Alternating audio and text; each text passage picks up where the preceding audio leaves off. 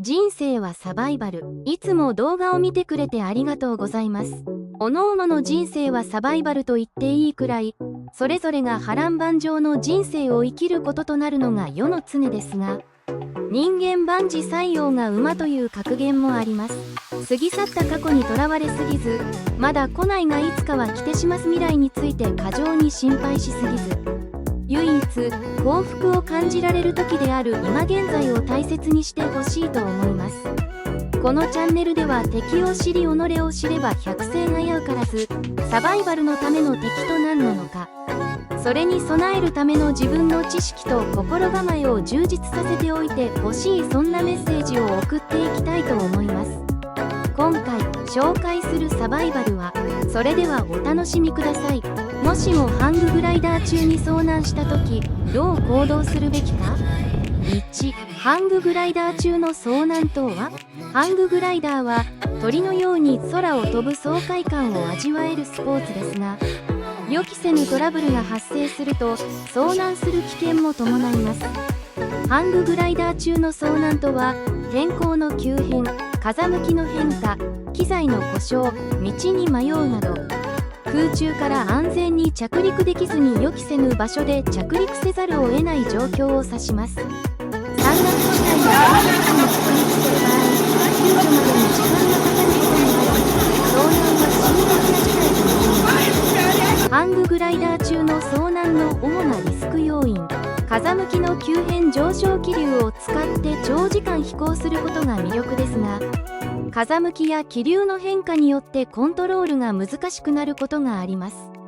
天候の急変、雲や風が変化し、視界不良や激しい気流の中で操縦が困難になることがあります。特に山岳地帯では急激に天候が変わりやすく、突然の風雨により飛行が危険になることもあります。機材のトラブル、機材の故障、特にハンググライダーの骨組みやパラシュートの破損は飛行中に命に関わる問題を引き起こします。適切な着陸場所がない荒野や山岳地帯、海上など適切な着陸場所が見つからずに強制的に不安定な場所に降り立たざるを得ない場合もあります。道に迷う予期せぬ地域に着陸してしまった場合、方角を見失い救助が困難になることがあります。特に携帯電話の電波が届かない遠隔地では外部との連絡が途絶えます。このようなリスクを防ぐためには、事前の準備や適切な判断が不可欠です。2、世界で発生した有名なハンググライダー遭難事例。ここでは過去に実際に発生した著名なハンググライダー遭難事例を3つ取り上げ、それぞれの教訓を解説します。2.1、ドイツアルプスでのハンググライダー遭難。2007年、ドイツアルプスでのハンググライダー競技に参加していた女性パイロット、アイリーン・フレーメルは、突如発生した強風と嵐に巻き込まれ、高度を維持することができなくなりました。彼女は時速 70km の風に乗ってアルプスの山頂を越え、最終的には2時間後に着陸しましたが、その間に極度の寒さと酸素不足に苦しみました。アイリーンは無事に生還しましたが、天候に対する警戒が非常に重要であることを示しています。2.2、アメリカ・カリフォルニアでの遭難。1998年、カリフォルニア州でハンググライダーを楽しんでいた男性が突如として起こった砂嵐に巻き込まれ、視界を失いながらも遠隔地に着陸しました。彼は2日間、水と食料が不足する中で耐え抜き、最終的に救助隊に発見されました。この事例は天候の急変に備える重要性とサバイバルスキルの必要性を強調しています。2.3、ブラジルアマゾンでの遭難。2010年、ブラジルのアマゾン地域でハンググライダーをしていたグループが強風に流されて、ジャングルの中に着陸を余儀なくされました。ジャングル内では危険な野生動物が徘徊しており、水や食料も不足していましたが、彼らは火を使って救助隊に信号を送り、最終的に全員無事に救助されました。この事例は自然環境への適応とグループでの協力が生存において重要な要素であることを示しています。3、遭難から生還した人々のエピソード。次に、ハンググライダー中に遭難し、生還した人々のエピソードを紹介します。遭難期間が短いものから順に、どのように彼らが生き延びたのかを詳しく見ていきます。3.1 ジェームズ・カーター28歳、イギリス、アマチュアハンググライダー中。ジェームズはイギリスのコッツウォルズ地方でハンググライダーを楽しんでいた際、突風に巻き込まれて視界を失いました。彼は木々の上に緊急着陸し、幸運にも大きな怪我はありませんでしたが、12時間にわたって救助を待ちました。持参していた GPS と無線機を使い、救助隊に自分の位置を知らせることができました。3.2 アンナ・ロドリゲス32歳、スペイン、ハンググライダー競技中。アンナはスペインのピレネー山脈でハンググライダーの競技に参加中、予期せぬ乱気流に巻き込まれ、予定していた着陸地点を大幅にはぐれてしまいました。彼女は18時間にわたって山中で過ごしましたが、持参していた非常食と防寒具が役立ちました。彼女は地元のハイカーに発見され、無事に帰還しました。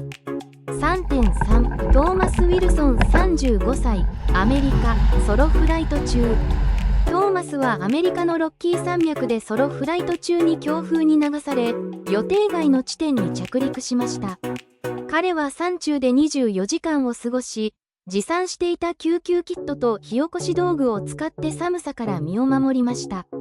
GPS が壊れていたため、翌日に他の登山者に助けを求めて無事に救出されました。3.4 エリザベス・キング40歳、オーストラリア、レクリエーションフライト中。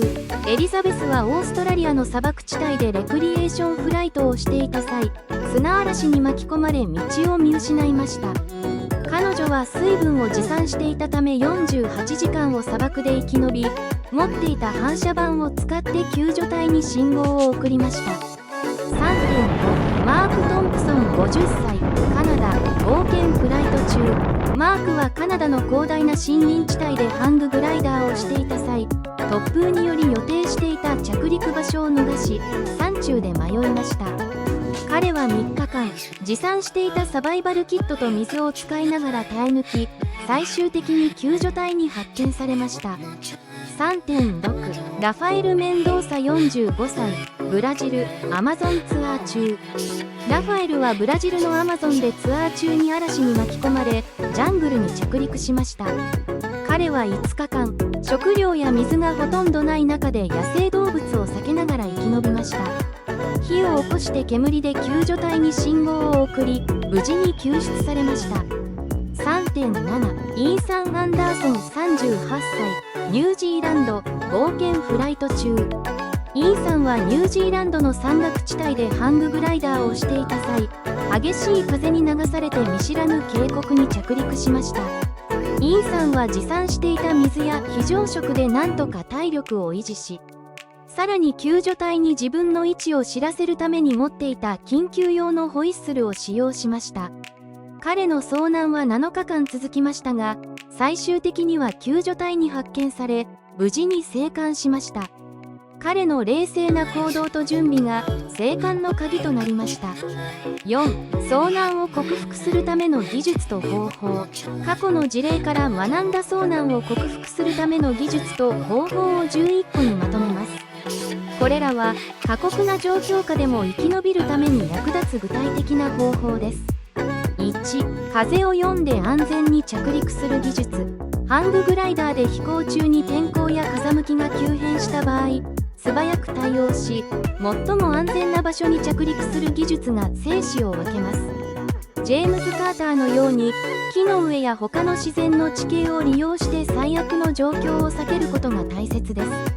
2. 緊急時のシェルター作成。着陸後に適切なシェルターを確保することが最優先です。山中やジャングルでは、木の枝や葉、ハンググライダーのパーツを利用して即席のシェルターを作ることが可能です。トーマス・ウィルソンが言ったように、シェルターで寒さや雨風を防ぐことで生存率を高めます。3. 水の確保。水分補給は最も重要な要素の一つです。エリザベス・キングやラファエル・メンドーサが砂漠やジャングルで生き延びたのは、持参していた水や周囲の水源を利用できたからです。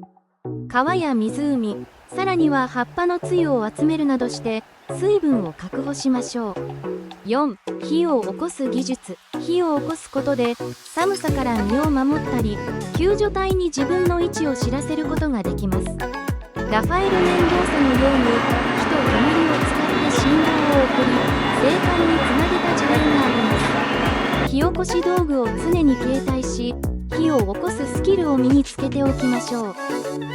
5. 反射板やライトによる救助信号の発信。夜間や視界が悪い時には反射板やライトを使って救助信号を送ることが非常に効果的です。エリザベス・キングが反射板を使って救助を呼んだように、明るい光や反射を利用して自分の位置を知らせることができます。6. GPS と無線機の使用。ジェームズ・カーターのように GPS や無線機を使って正確な位置を救助隊に伝えることは迅速な救助につながります。携帯電話が圏外になる場合でも GPS や無線機は機能することが多いため、事前にこれらのツールを準備しておくことが重要です。7. 食料の計画的な消費。遭難時には持参している非常食を少しずつ計画的に消費することが不可欠です。アンナ・ロドリゲスのように食料を長期間持たせるために少量ずつ消費し、体力を維持することが大切です。8. 自然の資源を活用する。ラファエル・メンドーサやイーサン・アンダーソンのように遭難中に周囲の自然資源を活用することは重要です。自然の中での遭難では葉や小枝を使って水を集めたり、自然の地形をシェルターとして利用するなどサバイバル技術を生かすことが求められます。9. 冷静な判断力を持つ。遭難時には冷静に状況を判断することが生還の鍵です。特にパニックに陥ることなく、状況を冷静に分析し、次に取るべき行動を考えることが大切です。トーマス・ウィルソンが冷静に救助を待ったように、判断力が生死を分けることがあります。10. 天候の変化に対応する。天候が急変した場合、すぐに対応することが重要です。天気予報を事前に確認し、急な風や嵐に備える準備を行うことはもちろん、天候が悪化する兆候を見逃さず、飛行計画を柔軟に変更することも必要です。11. 着陸後の移動を控える。着陸後は無理に移動することを避け、安全な場所で救助を待つことが重要です。視界が悪い状況や地形が不明な場所では無理に動かず、救助信号を発信しながら待機する方が安全です。5. 遭難を克服するためのユニークな方法。ここでは遭難時に役立つユニークな方法を3つ紹介します。1. ハンググライダーの部品を使った緊急シェルター。ハンググライダーのパーツは遭難時にシェルターとして活用できる優れた道具です。翼のフレームや布部分を使って風雨を防ぐ簡易的なテントを作ることで体温を保つことができます。2. 自然を使った水の確保。水分の確保が難しい場合、木の葉に溜まったつゆや植物を使った水分の抽出が役立ちます。自然の中で水源が見つからない場合でも、植物から水分を取り出すことで水不足の問題を解決できます。3. 救助隊に自分の位置を知らせるための音の信号。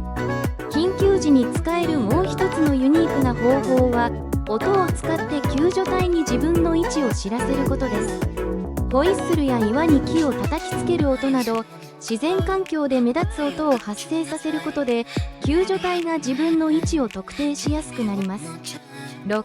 締めくくり遭難した場合の励ましと具体的なアドバイス。ハンググライダー中に遭難することは非常に恐怖を伴いますが、適切な準備と冷静な行動があれば、生き延びる可能性を大きく高めることができます。具体的なアドバイス。パニックを避ける遭難時にはパニックに陥ることなく、冷静に行動することが最も重要です。まずは状況を分析し、最善の方法を考えましょう。リソースを計画的に使う水や食料は限られた資源ですので、計画的に使い、長期間にわたって生存できるように備えましょう。自分を信じるどんな状況でも、救助が来ることを信じて行動しましょう。救助信号を発信し続け、サバイバルスキルを活かしながら生き延びるための努力を続けてください。ハンググライダー中に遭難することは厳しい試練ですが、事前の準備と適切な判断があれば、過酷な環境でも生還できる可能性は十分にあります。冷静な行動を心がけ、生還を目指しましょう。いかがでしたか？最後までご視聴ありがとうございました。お話が気に入っていただけた人はチャンネル登録と高評価を忘れずにお願いいたします。また、次に紹介してほしいサバイバルの知識や、こんなサバイバルの情報も欲しいといったアドバイスをコメント欄に書き込んでいただければ、さらにサバイバル学をお届けしていきたいと思います。ぜひ、チャンネル登録と高評価、また実際にこの動画、人生はサバイバルを見ての感想をコメント欄にお願いします。人生はサバイバルでした。では、また次の新たなサバイバル学の授業でお会いしましょう。